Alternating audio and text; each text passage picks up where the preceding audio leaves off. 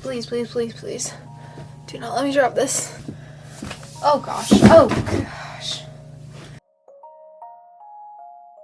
I was already aggravated, and then all that happened, and then I hit my head, and I don't know if anyone else is like this, but when I hit my head, it doesn't matter if I was just in the best mood ever, like I'm automatically like pissed off. I don't know why. I wish I did. So if you haven't seen the title and the thumbnail of this video, I am going to be talking about every single book that I've rated 5 stars. This is only since I've started rating books, so books that I read before I was on BookTube are not going to be in this video. And some of these, I have eliminated, I think, one book that I know I would not rate 5 stars, and then I've included a couple 4.75 stars in this video. So basically, if you want to know what I recommend to you, like my ride or dies, this is the video for you. And I really hope that you're going to enjoy it and love it and get some really good book recommendations from me. Even though a lot of what I read is like popular stuff, hopefully you can still get some book recommendations. And I'm also going to have to talk very quickly, because if you didn't hear me struggling a second ago, I have a lot of 5-star reads. The first books that I want to talk about are the Shatter Me series, and this is a 5-star series for me.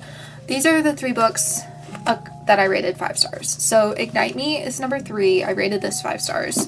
Restore Me is number 4. I rated this like 4.75. And then Defy Me is number 5. I rated this 5 stars. This series is your classic dystopian 16-year-old girl against the government. You have Juliet, and the book starts, like Shatter Me starts off with her trapped in a cell and like counting the days that she's been there, basically. Like, she's treated as this insane person because everyone she touches dies. So she's kept in this like incredibly inhumane, insane asylum, basically. The book starts and she's getting a cellmate.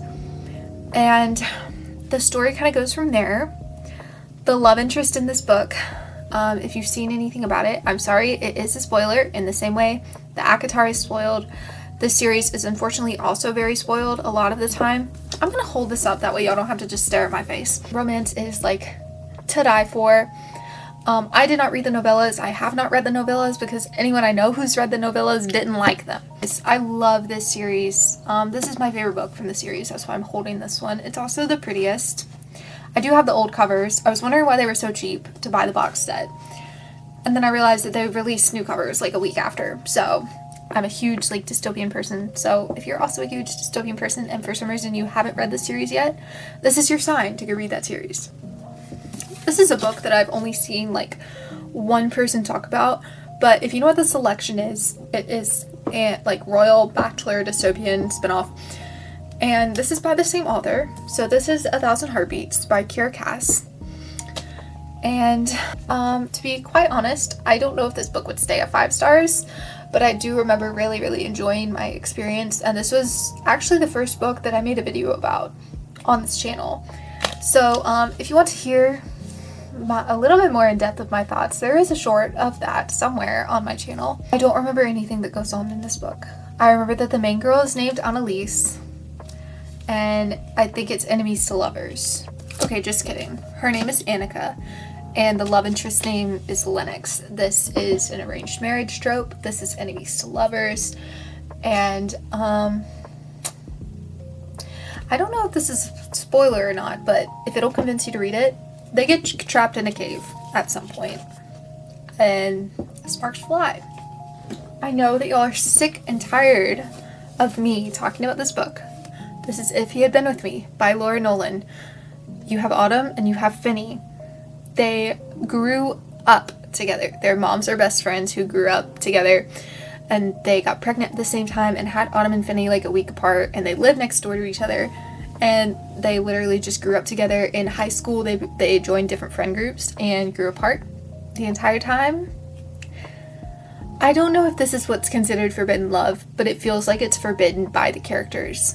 Like, I also think, like, thinking back on it, I think this book is also like a lot of miscommunication, but it's all high school drama. Like, it's just high school drama. And to a homeschooler, getting to read just basic but entertaining high school drama was wonderful. And I really enjoyed that. You are told what happens at the beginning, and The entire book, you're just trying to convince yourself that it doesn't happen, even though you know it's going to happen and you know it's going to break your heart. And by the time it gets to you, you might not cry, but your soul will be a little crushed. Just a little bit. I would check the trigger warnings for this book. The next series, I literally cannot talk about this series enough. I wish I talked about it more, actually. This is The Inheritance Games by Jennifer Lynn Barnes. And if you're in a slump and you haven't read these books yet, I want you to go and check them out at the library or go to Barnes and buy them, because you need to read them and they will get you out of your slump, okay? Okay. So, I technically rated all 3 of these books 5 stars. Looking back, this would probably be like a 4.5, this would be a 5, and this would be like a 4. And then, there's also The Brothers Hawthorne, which I rated a 4, but that's not technically in this series. So, you have Avery. Avery is living out of her car, and she gets this notice one day that Tobias Hawthorne has left his entire will to this child. This dude was like filthy rich. Like filthy rich. He was a billionaire living in Texas. Man. I don't know. I have a lot of energy right now, and it is like 7 o'clock at night. Like, I need to get some of this energy out. So that's why I'm all over the place right now. Tobias Hawthorne was filthy rich, and he disinherited his entire family and left all his money to Avery. There are 4 brothers in this house that are Tobias's grandsons, and you have the oldest one who's like just a cowboy. And then you have the second oldest one, who is like this very down-to-earth, very calm man. He's wonderful. I love him. That's Grayson, by the way. Grayson is wonderful. I love Grayson. He was the one who was supposed to be the heir. So you can imagine how that goes down between Avery and Grayson. You have Jameson. Jameson's my favorite. Jameson's like a daredevil. He's like all of your friends with ADHD. When they don't take their medicine and have too many energy drinks, but it doesn't calm them down, it hypes them up. And they decide to go jump off a cliff. That's Jameson. And then you have Xander, and Xander's like super smart and funny and witty.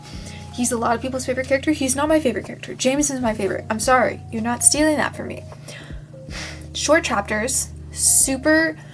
The entire aspect of her, like, inheriting his entire will, it creates this, like, game for all 5 of them to play. And you got some sibling rivalry, and you got whatever Avery is to them rivalry, and it's just super fun. Lots of rich family drama, and super fun games and mysteries. And it's, like, this whole big puzzle that you're putting together the entire time. And I need more books like this, like, more wholesome books like this. Then we have The Grace Year by Kim Liggett. This is not everyone's cup of tea to start off with. This is young adult dystopian. Can you see a trend here? I love young adult dystopian. And this is a society where females, when they turn 16, they are sent off into the woods and they're told to like get rid of their magic. Quote, quote, quote. And in this society, men are like very much like have a hold on women. Like, it's the literal definition of sexism, men, like, and patriarchy. And there are these people that live in the woods named poachers that are like out to get them and like kill them so that they can have their magic. There's romance in this book. There's a lot of gory and graphic details in this book. It's very bizarre. If I've heard it compared to like a combination of The Lord of the Flies and The Handmaid's Tale, because you do have that self-made government in between these girls, because they're gone for a year. Like, did I mention that? They're gone for a year and half of them literally die. Like, this is like a group of 50 girls that they're sending out and only half of them come back. It's very cultish. Like, very cultish. But yes, I did in fact rate this book 5 stars. But it's not everyone's cup of tea. So if that doesn't sound like something you'd be interested in, don't read this book. Read one of the other books that I talk about. This is Beach Read by Emily Henry. You have Gus and you have January. January is an author and her dad just passed away. And she's going to live in her dad's lake house. It's on one of the Great Lakes. I think it's on Lake Michigan. I can't remember. But she's going to live on this lake. And she, like I said, she's a struggling author. She needs to have another manuscript done. It's late, yada, yada, yada. So she's in this tiny little town in Michigan, and she's very depressed. Like, she doesn't want to talk to anyone. And Augustus just lives, like, next door to her. And he's also an author, and he is doing a bunch of research for his book. And you kind of go from there.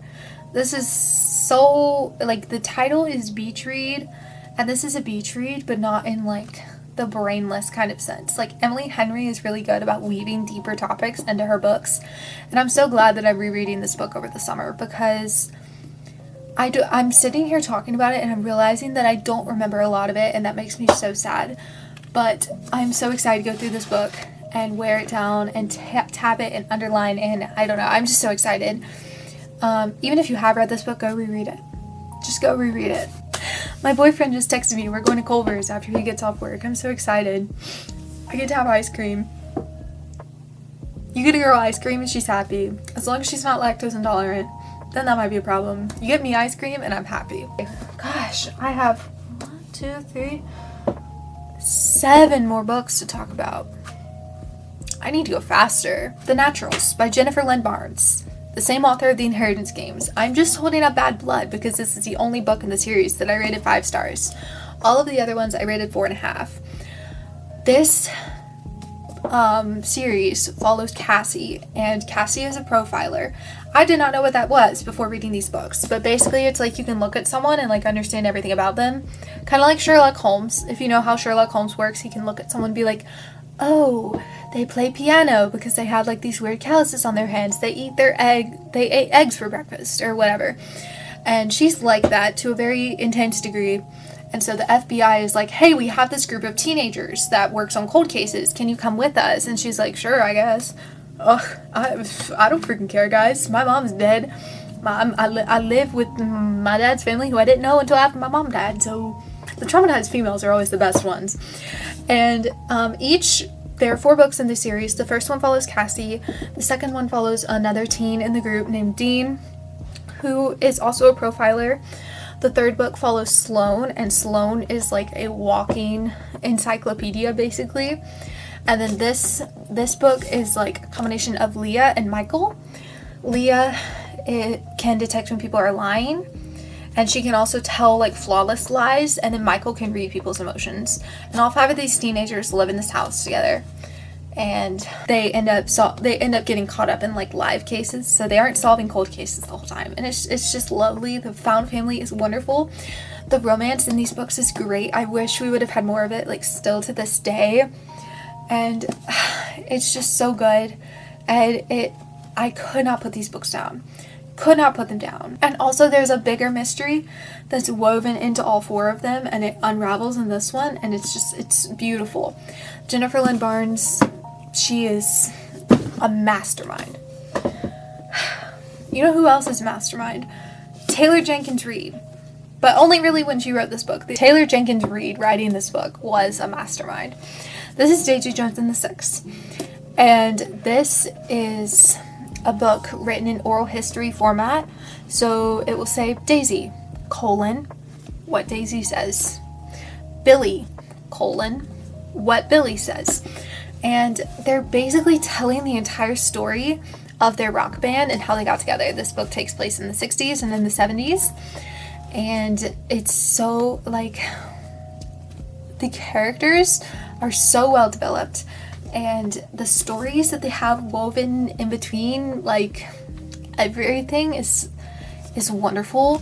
And the big story that's the backdrop of this is good. And then at the end you find out who's telling the story, and you're like, oh my gosh. And this book is so good. Dance of Thieves and Vow of Thieves by Mary E. Pearson. I'm only holding up Vow of Thieves because this is the only one that I rated 5 stars. I rated Dance of Thieves, I think, 4 stars. So this is a fantasy young adult duology, and you have Kazi and Jace. Kazi is sent out as a spy for her queen to capture Jace, because Jace is a traitor. and she infiltrates his country, and long story short, she ends up living with him, and you go from there.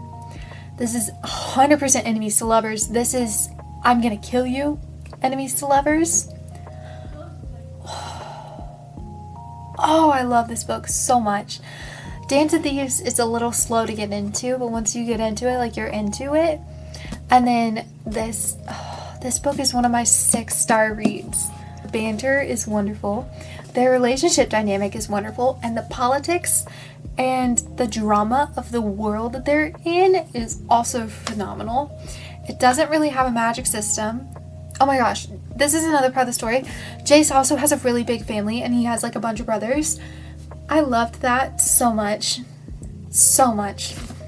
Then another 5-star read, the next 5-star read that I have is The Ballad of Never After. Can you tell that my energy is like calming down? Okay, so The Ballad of Never After by Stephanie Garber.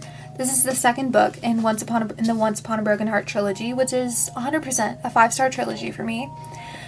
This is, like I said, this is the second book, and it ends on a cliffhanger. So, Once Upon a Broken Heart follows Evangeline Fox.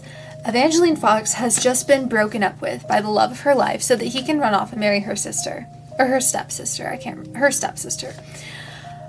She's very, very heartbroken, and the magic in this world is the same world as Caraval by Stephanie Garber. So everything kind of operates around these things called fates, which are like gods. But one of these fates is the Prince of Hearts.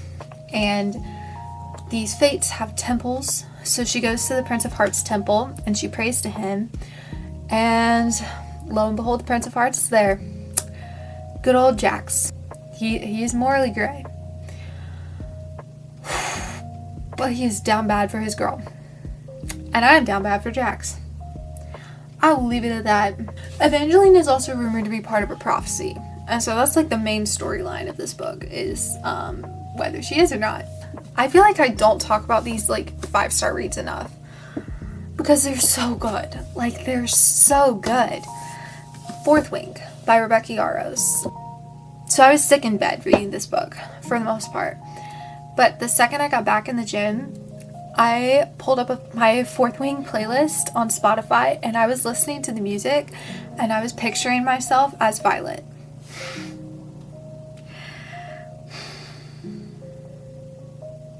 I don't know what that says about me. I feel like that's embarrassing and that I shouldn't have said that. But hopefully if you read and you lift, you understand. So Fourth Wing is Violet Sorrengail. She has like this chronic disease that makes her very brittle. Basically, like, her bones are very brittle, and so they break very easily. But in her world, there is this war college, and there are quadrants. So you can be a healer, a soldier, a scribe, or a writer. Okay, I was just making sure that they were called writers.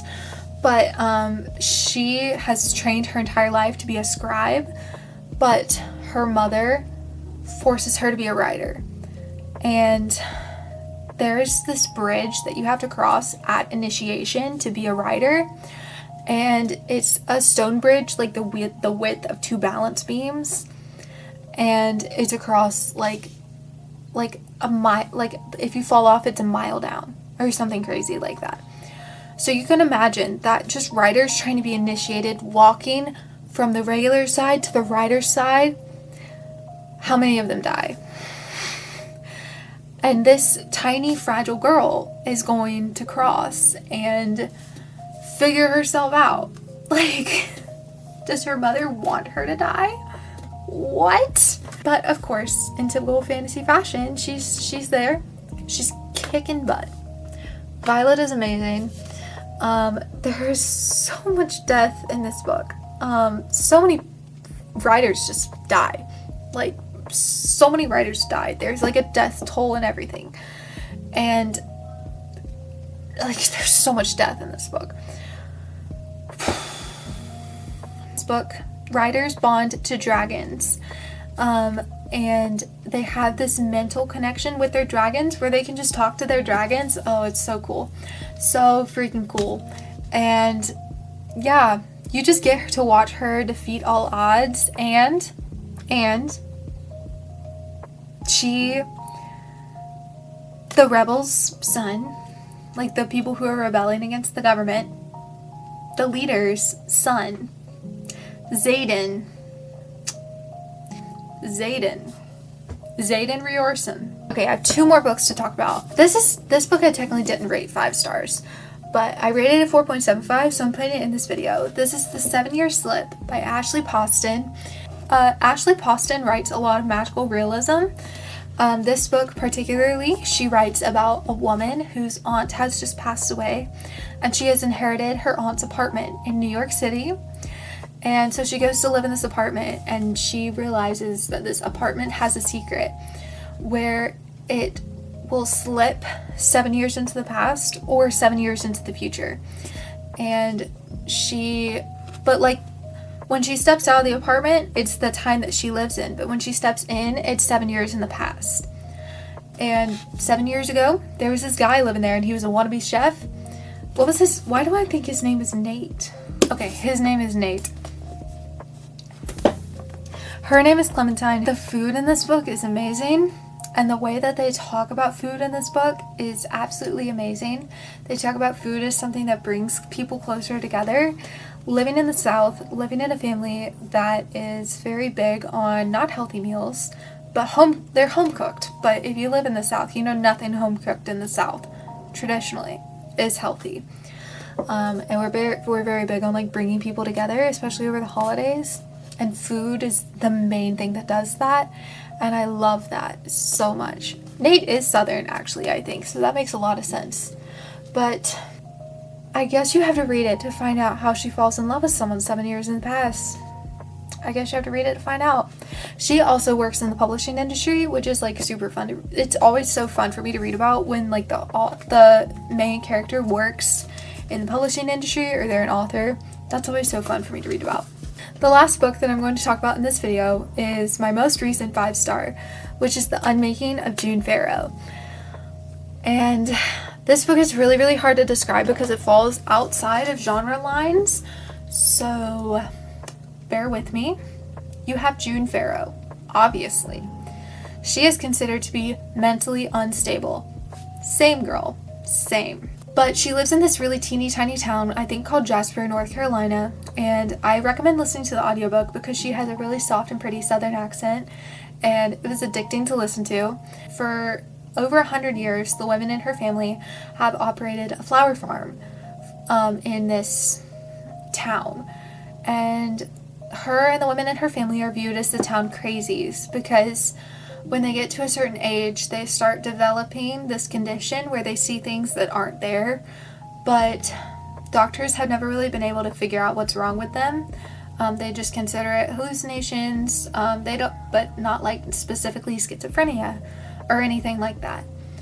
And it's always described as being in 2 places at once. So June Farrow's mission is to completely destroy this curse that has been on the women in her family for generations. And so when the disease develops for her, her goal is to figure out a way to stop it. And this book is a lot of magical realism.